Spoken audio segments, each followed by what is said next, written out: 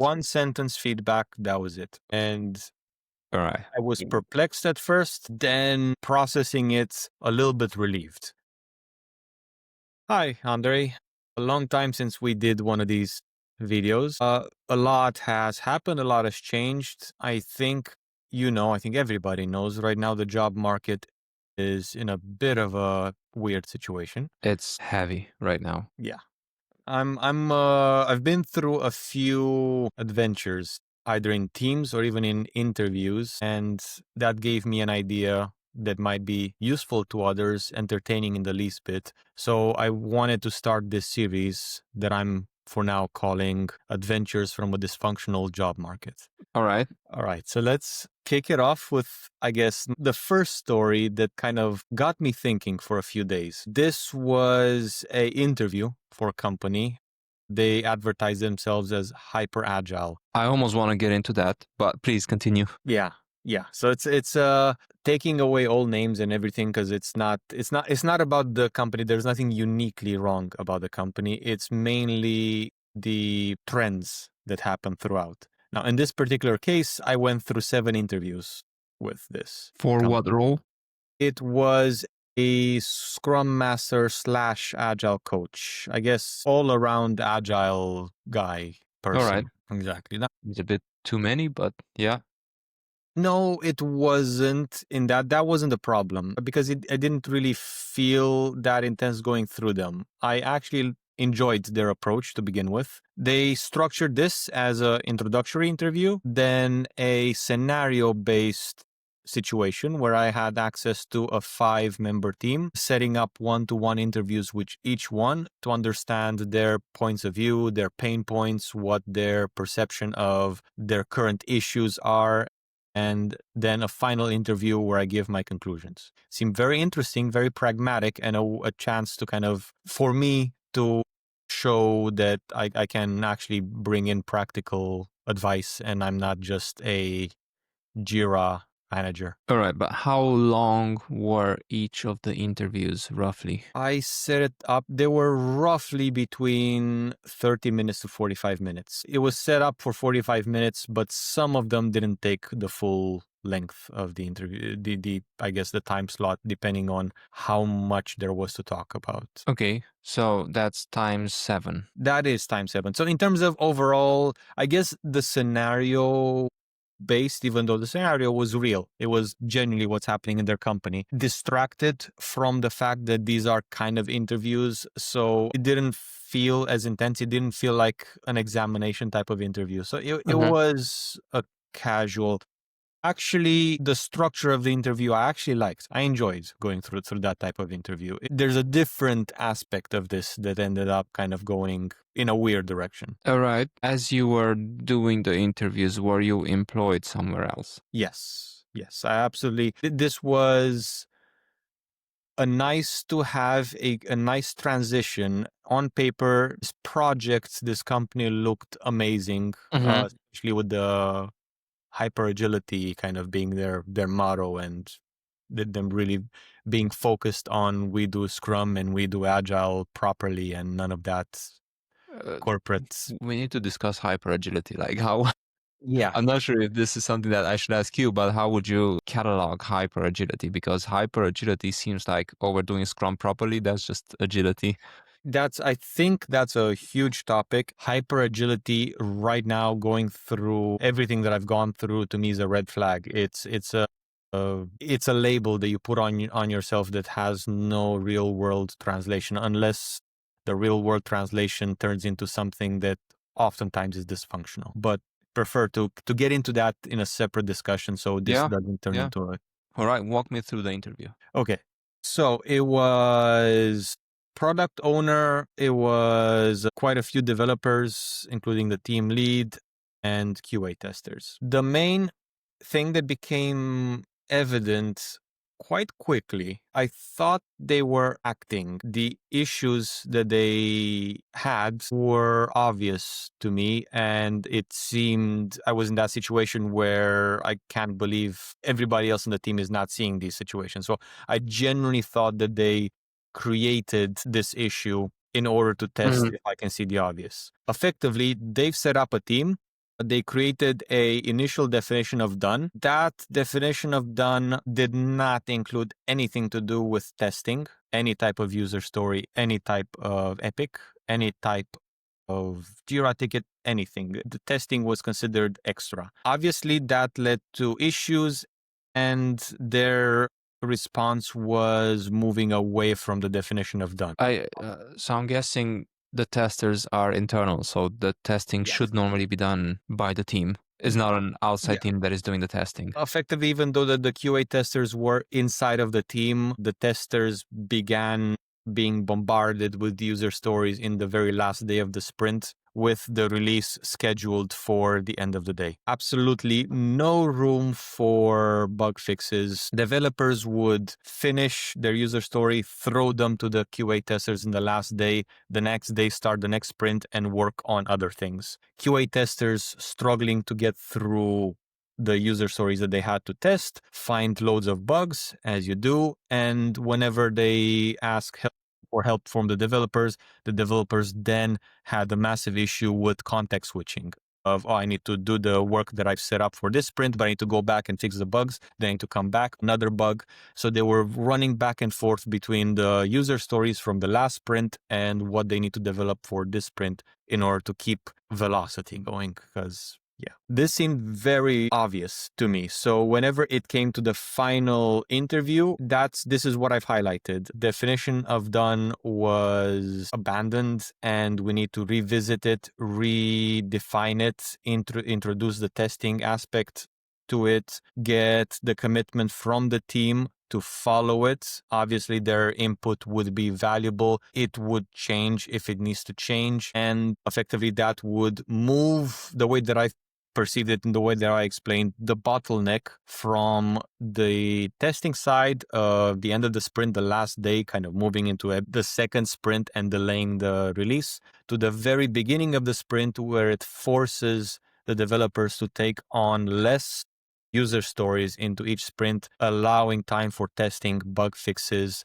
effectively shift left testing, plus working as a cohesive team and taking into consideration the process from A to Z, including the testing. This would slow down some of the work, but would actually increase the release patterns and the release cadence, and would lead to a more predictable workflow, happier clients, and more stable work environment. All right, fair enough. I have my own, let's say, fix of the situation, because I think there's a few more issues if they end up doing, I'm guessing, 2-week sprints.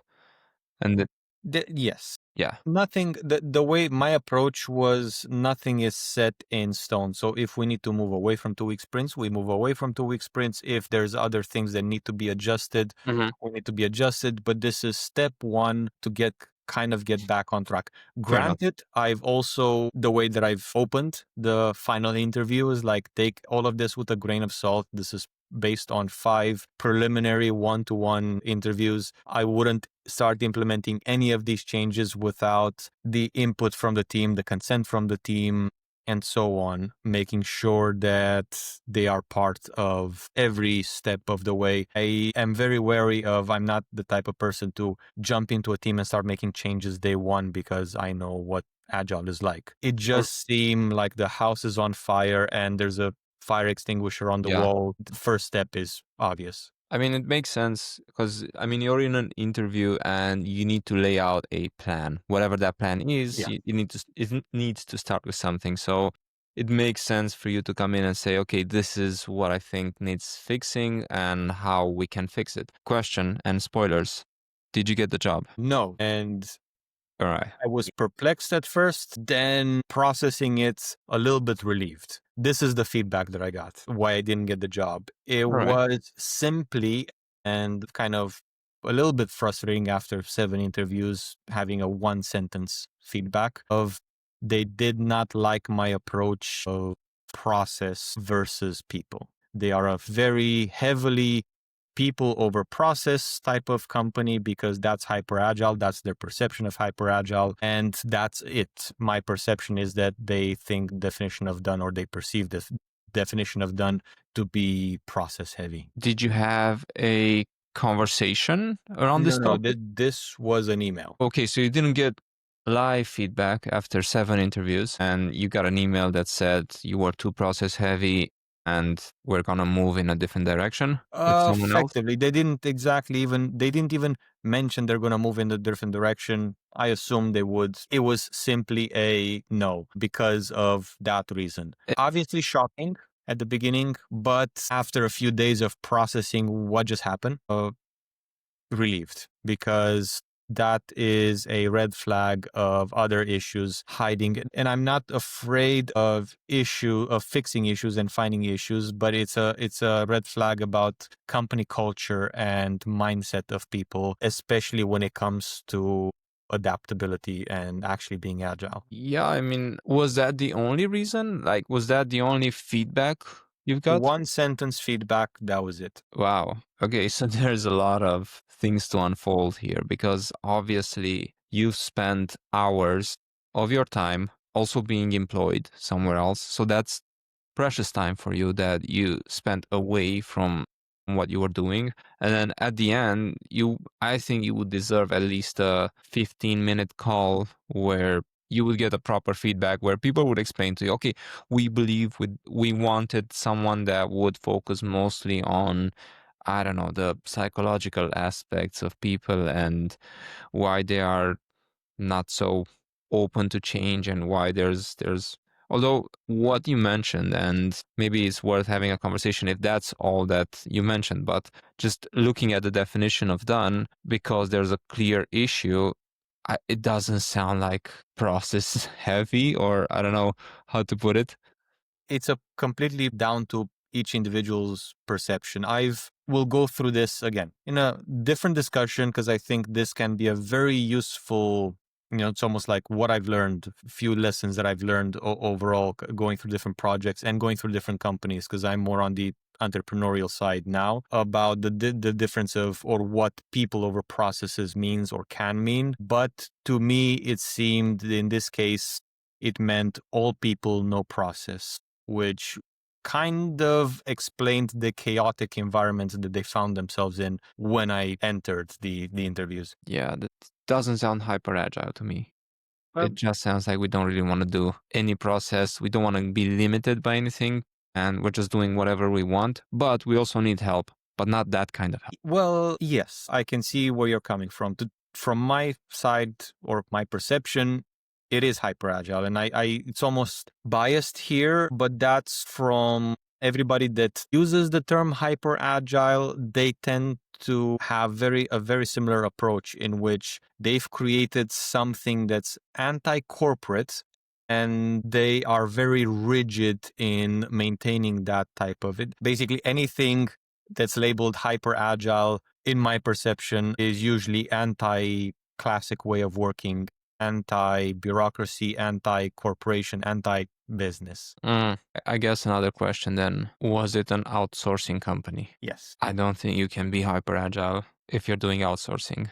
I think if you have your own product, if you're a product company, yeah, you can experiment however you want. But as long as you have clients and then you outsource people to those clients, they need structure because the client needs to know what they're paying for. So inevitably, you would have even hour estimates or at least some sort of hourly reporting and what people are working on. So I'm not sure how the whole hyper agile mixes in with the reporting side of things. In this case, I think it was very contextual. They had some very unique type of projects. They were mainly working with NGOs. And I think that gave them a leeway of being a little bit more ideologically when it comes to, oh, we need to be agile rather than having to be pragmatic when it comes to business outcomes. So they had a longer leash, which allowed them to come up with this idea of hyper agility and falling into this trap of we're different. All right, question and maybe final question. If you were to, first of all, restart this interview, let's say they reach out to you now and they say, okay, the role for some reason was frozen up until now, but we need to restart the interview because I don't know, we have fresh candidates. Would you go through it again? And would you accept the job if they were to offer you the job? I would do things slightly differently. Obviously, I have more experience now. My main thing is I would address what I perceive as red flags right now. I would kind of explain, especially in the last interview, look, this is what I found. I'm concerned that this is a cultural aspect of the company. This might be a sign that there are other such dysfunctions that stem from psychological approach, psychological safety in the company, and anybody that strays away from the ideological definition of what hyper-agile means is wrong and is shunned, and that can create its own anti-agile patterns in and of themselves. And if I can get commitment from the people in the teams that they are willing to change if we analyze the situation that they're in and find that there are dysfunctions, then I would be willing to accept the position. But without their commitment towards the possibility of their current approach or the way that they're thinking right now might be wrong, I think I would not take the position.